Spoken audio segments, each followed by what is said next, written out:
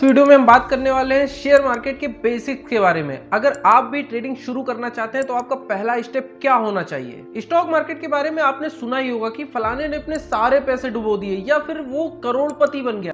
ऐसा होता इसलिए है क्योंकि लोग भरोसा करते हैं जो टेलीग्राम पे स्क्रीनशॉट्स आते हैं, जो ग्रुप्स कम्युनिटीज बनी है उनके बेसिस पे इन्वेस्ट करते हैं और अपना सारा पैसा डुबो देते हैं। 99.99% केसेस में यही होता है कि उनके सारे पैसे डूब जाते हैं। हर्षद मेहता वेब सीरीज का एक फेमस डायलॉग है, रिस्क है तो इश्क है। तो आज हम जानेंगे इसी रिस्क के बारे में, कुछ फैक्ट्स और कुछ मिथ्स के बारे में। शेयर क्या होता है, शेयर प्राइस कैसे डिटरमाइन होता है और आप कितना कमा सकते हैं शेयर मार्केट में इन्वेस्ट करके। अगर आप शेयर ट्रेडिंग शुरू करना चाहते हैं तो आपको शेयर मार्केट के बेसिक्स पता होना बहुत ही जरूरी है, क्योंकि इससे आपको डिसीजन मेकिंग में हेल्प मिलती है कि कैसे, कब और कहां इन्वेस्ट करना है। तो चलिए वीडियो को शुरू करते हैं।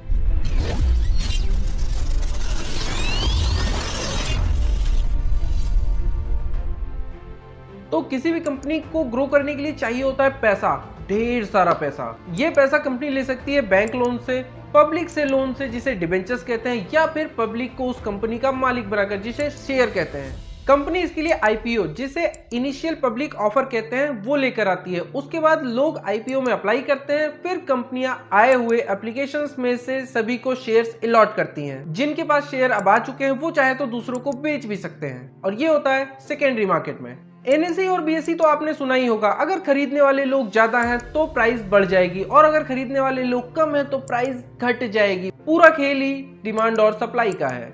अगर इन्वेस्टमेंट ऑप्शंस की बात करें तो बैंक एफडी में रिस्क बिल्कुल भी नहीं है, लेकिन इसमें इंटरेस्ट भी बहुत कम मिलता है। फिर अगर आपने जमीन में इन्वेस्ट कर दिया जो कि बहुत महंगी होती है, लेकिन अगर आपको कभी कैश की जरूरत पड़ गई तो आपको तुरंत वो जमीन बेचकर कैश की व्यवस्था नहीं हो पाती है, क्योंकि जमीन को अर्जेंटली बेचना इतना आसान नहीं होता है। लेकिन शेयर मार्केट में इन्वेस्ट करने के कुछ अपने फायदे भी हैं। यहाँ पे आप थोड़े से पैसे से ट्रेडिंग शुरू कर सकते हैं। शेयर खरीदना और बेचना बहुत ही आसान है और पैसा 2 दिन के अंदर ही आपके बैंक अकाउंट में भी आ जाता है। जब आप किसी कंपनी के शेयर खरीदते हैं तो आप उसमें मालिकाना हिस्सेदारी लेते हैं। अब आप कंपनी के मालिक हो, तो जब कंपनी प्रॉफिट कमाती है तो उसमें से कुछ हिस्सा आपको भी देती है, जिसे डिविडेंड कहते हैं। और जब आप शेयर को बेचने जाते हैं तो बढ़े हुए शेयर के दामों का खरीदे हुए शेयर के दामों के बीच का जो डिफरेंस होता है उसका प्रॉफिट भी आपको ही मिलता है। अब सवाल ये आता है कि शेयर को खरीदे कैसे। तो शेयर को खरीदने के लिए आपको जरूरत होगी एक ब्रोकर की, जो आपके शेयर खरीदने और बेचने में हेल्प करेगा। आपको करना यह है कि आपको ब्रोकर के पास एक डीमेट अकाउंट खोलना पड़ता है।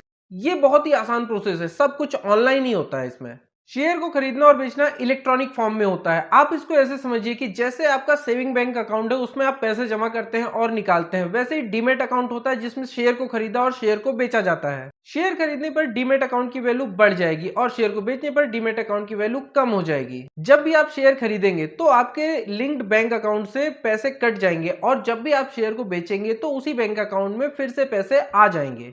आज के मार्केट में कई सारे ब्रोकर अवेलेबल हैं, जैसे अपस्टॉक, ज़ीरोधा, ग्रो ऐप। ऐसे कई सारे ब्रोकर हैं जो कि आपको डीमेट अकाउंट खोल के दे सकते हैं, या आप उनसे खुद से रजिस्टर करके डीमेट अकाउंट बहुत ही आसानी से खोल सकते हैं। यहाँ आपको ध्यान ये देना है कि ब्रोकर ब्रोकरेज चार्ज करता है। आपके शेयर खरीदने और बेचने पे ब्रोकरेज, सालाना मेंटेनेंस की ब्रोकरेज, एएमसी एटसेट्रा ब्रोकरेज।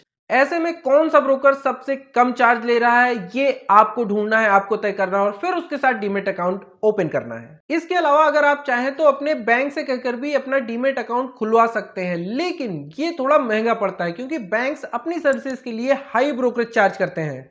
अब डीमेट अकाउंट खुलने के बाद आप लॉगिन कर सकते हैं। डीमेट अकाउंट खुलने के साथ साथ ही आपका ट्रेडिंग अकाउंट ही खुलता है। जब भी ट्रेडिंग की बात होगी मैं डीमेट अकाउंट ही बोलूंगा। डीमेट अकाउंट का मतलब है कि ये पेपर फॉर्म में ना होकर इलेक्ट्रॉनिक फॉर्म में होता है, जो कि बहुत ही सेफ है। अब 2 बड़े सवाल सामने आते हैं कि कौन सा शेयर लें और कितना रिटर्न मिलेगा। यहां पर मैं आपसे एक गहरी और कड़वी बात करूंगा। कौन सा शेयर खरीदना है और कितना रिटर्न मिलेगा ये पता करना इतना आसान नहीं है। इसके लिए आपको चाहिए experience, fundamental analysis and technical analysis की समझ, जो कि मेरे हिसाब से आप कर सकते हैं।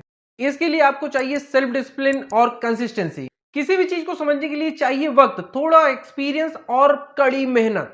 तो अगर आप भी सोचते हो कि किसी रैंडम न्यूज को सुनकर या फिर किसी फ्रेंड्स की टिप पर, या न्यूज में जो टिप आती है या किसी ग्रुप में टिप आती है वो सुनकर आप करोड़पति बन सकते हो, तो आपको अपने सपने से बाहर आने की जरूरत है। थोड़ी सी मेहनत करो और आपको अपना पैसा बढ़ता हुआ दिखेगा। अगर आपको लगता है कि आपके पास इतना समय नहीं है, इतनी समझ नहीं है कंपनी की बैलेंस शीट को समझने की, कंपनी न्यूज को, ग्लोबल इंपैक्ट को, प्रमोटर्स के एक्शंस को, टेक्निकल एनालिसिस, फंडामेंटल एनालिसिस और समय की कमी है, तो आपके पास विकल्प है म्यूचुअल फंड, जहां एक्सपर्ट्स, प्रोफेशनल एक्सपर्ट्स आपका पैसा इन्वेस्ट करते हैं। म्यूचुअल फंड्स में भी आप एसआईपी ले सकते हैं, जहां पर आप हर महीने अपनी सेविंग करके इसमें पैसा जमा कर सकते हैं। यहां पर यह बताना जरूरी होता है कि म्यूचुअल फंड या फिर आप खुद से शेयर खरीदते हैं, ट्रेडिंग करते हैं, दोनों ही बाजार जोखिमों के अधीन है। ये बात हमेशा याद रखिएगा। याद रहे कि जो भी हम कमाते हैं उसमें से हमें करना होता है कंजप्शन, यानी कि खर्चे, सेविंग एंड इन्वेस्टमेंट्स। लोग बैंक अकाउंट में या कैश में पैसा रख तो लेते हैं, लेकिन इन्वेस्टमेंट करना भूल जाते हैं। जबकि इन्वेस्टमेंट आपको रिटर्न देता है, जितना आपने लगाया उससे ज्यादा मिलता है। इन्वेस्टमेंट जरूरी है, क्योंकि जो भी सामान आज आप 100 रुपए में खरीद रहे हो, वो अगले 5 साल के बाद 100 रुपए में नहीं बल्कि उससे महंगा मिलेगा। और इसकी वजह है इन्फ्लेशन, यानी कि महंगाई। इन्वेस्टमेंट से आपको मिलता है रिटर्न, चाहे वो इंटरेस्ट के रूप में हो, डिविडेंड के रूप में हो, या फिर उसके प्राइस बढ़ने से हुए प्रॉफिट के रूप में हो।